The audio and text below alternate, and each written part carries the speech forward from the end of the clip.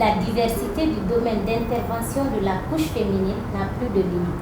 Elles sont créatives et ne se sentent épanouies que quand elles résolvent un problème de communauté. Téléspectateurs de Sen TV, vous êtes bien sûr dans votre émission Réalité féminine. Ici, vous aurez tout sur la couche féminine. Nous avons sur ce plateau aujourd'hui une demoiselle battante et courageuse, en l'occurrence mademoiselle Kadiatou Kaba. Elle est présentatrice à la radio, à la télévision nationale bien sûr, et la coordinatrice du projet Salé. Bonjour mademoiselle. Bonjour. Merci d'avoir répondu à l'invitation. C'est moi qui vous remercie. Alors, mademoiselle, vous pouvez nous parler un peu de ce projet? Bien sûr que oui, donc bonsoir à vous, ou bonjour à vous, je ne sais pas trop, ça dépend de où vous êtes et tout. Merci encore une fois de me recevoir dans cette émission pour parler du SALEC.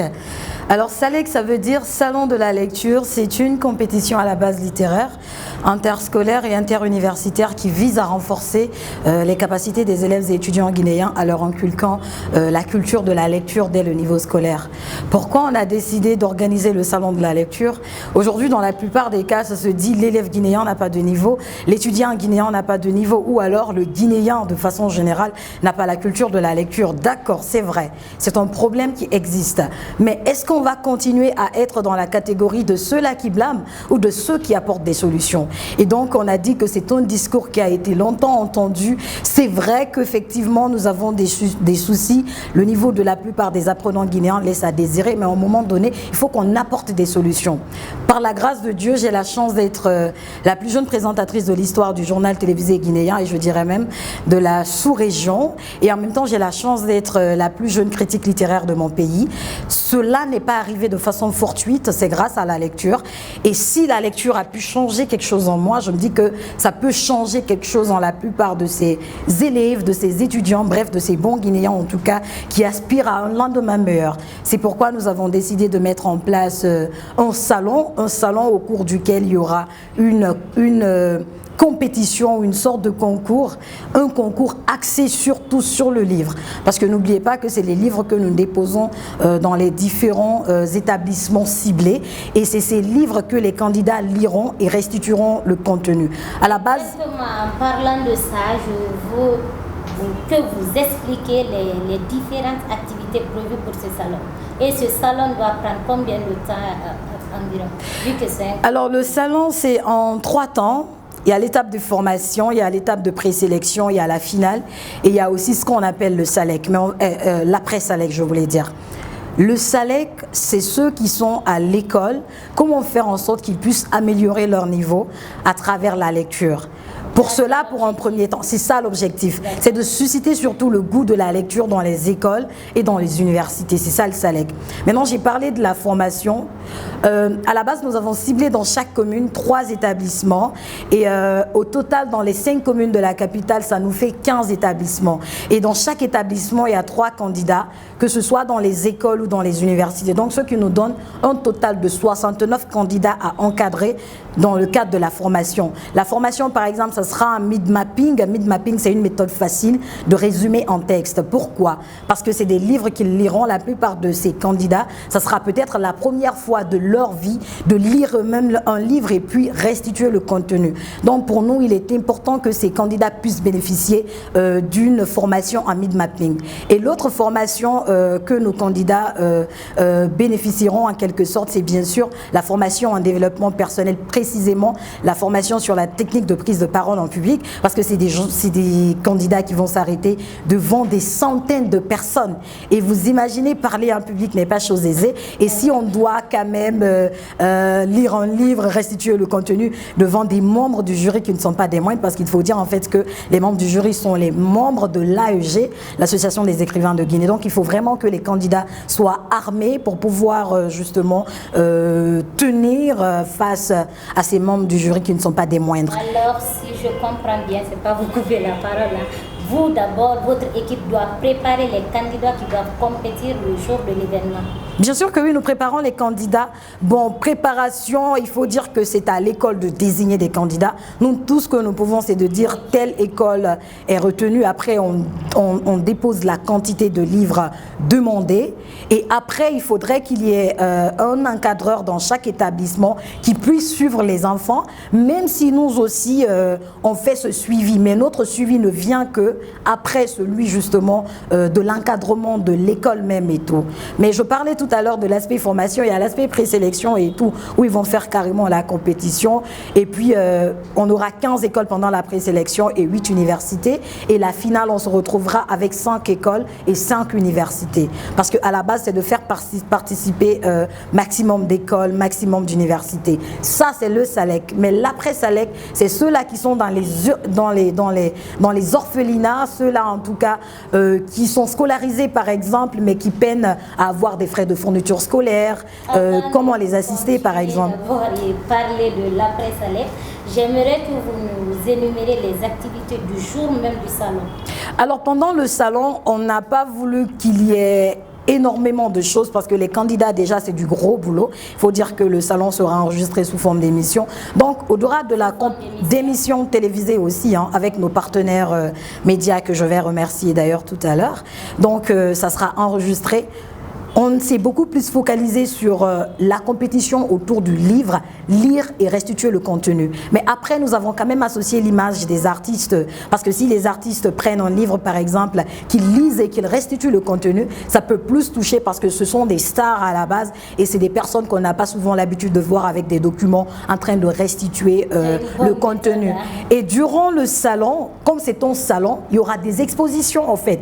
Il y aura des maisons d'édition partenaires qui seront là, des librairies partenaires qui seront là, qui vont vendre des livres. En fait, le salon, c'est aussi une opportunité que nous donnons à ces enfants-là qui sont souvent loin du livre, d'être proches du livre avec un prix vraiment, avec un prix pas comme les autres jours, quoi. Parce que si vous avez l'habitude d'acheter, par exemple, un livre à 100 000, ce jour, vous l'achèterez à 50 000. C'est ça aussi les avantages du salon. C'est vrai qu'il y a bien d'autres surprises que nous n'allons pas étaler, mais pendant le salon, par exemple, nous allons donner les noms des livres, les noms de quelques livres d'auteurs guinéens, et dans la foule on va voir ceux qui lisent vraiment et tout.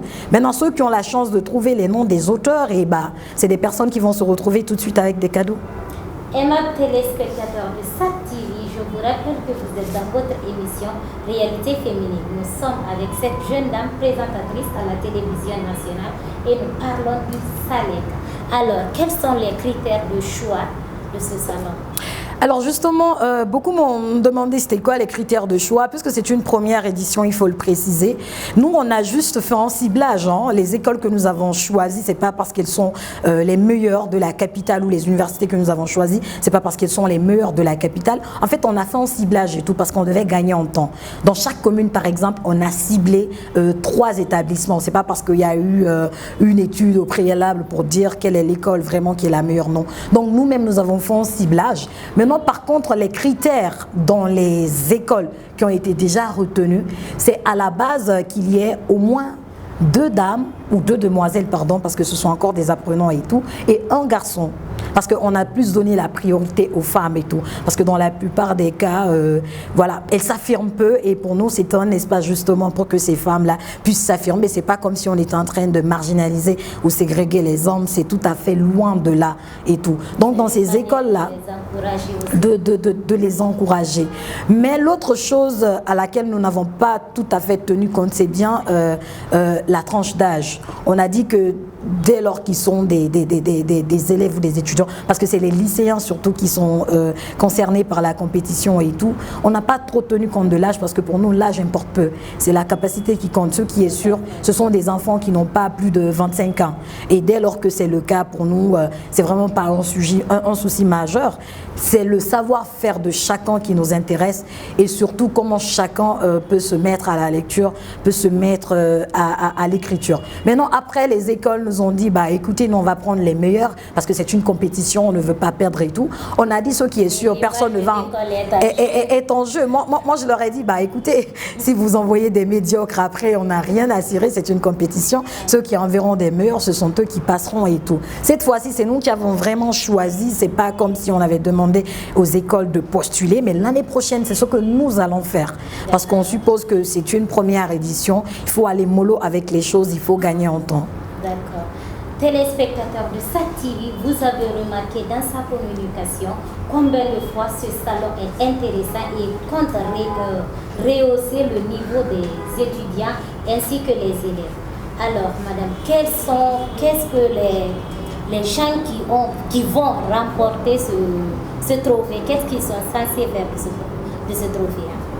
Justement, qu'est-ce qu'ils sont censés faire du trophée? Le trophée, je dirais que ce sera un honneur, ça sera une fierté de dire que j'ai pu obtenir un prix.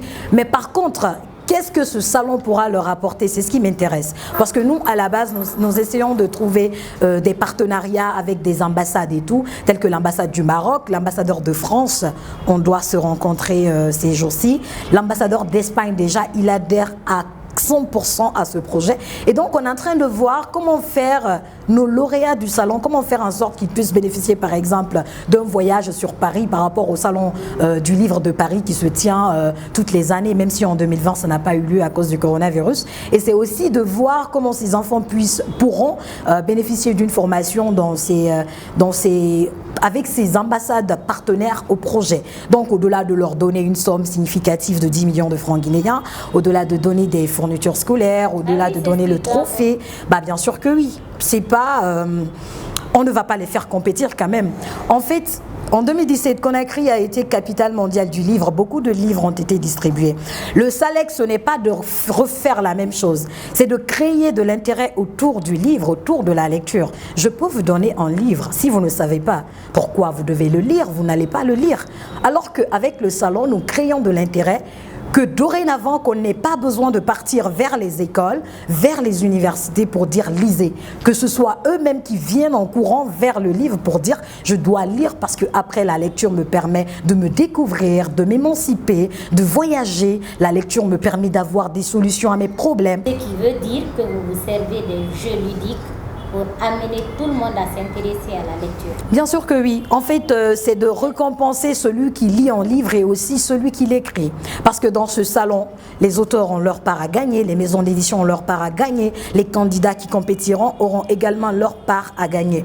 Et puis, ce salon, il faut le voir en 3 volets. Le volet éducatif, le volet culturel et aussi le volet humanitaire. Éducatif, oui, parce que ça concerne les écoles, ils vont lire, ils vont restituer le contenu, ils vont se découvrir à travers le salon. Il est culturel parce que le livre c'est l'art majeur et tout. Il est humanitaire parce qu'il y a une partie de nos activités, en tout cas, qui va concerner les orphelinats.